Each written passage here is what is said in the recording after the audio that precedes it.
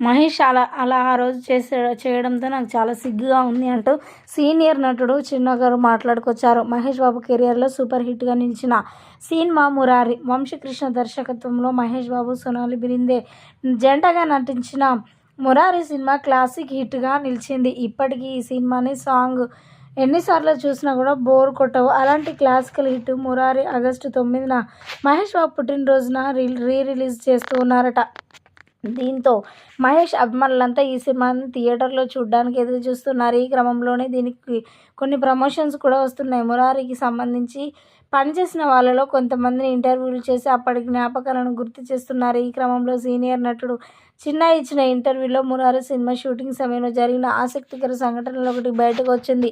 Senior నటుడు చిన్న మాట్లాడుతూ, మురారి సినిమా 50 రోజుల వరకు రామచంద్రపురంలో షూటింగ్ జరిగింది. అయితే అక్కడ మరి మాకు షూటింగ్ ఫుడ్ వస్తుంది, కానీ దాన్ని తినలేకపోయేవాడిని.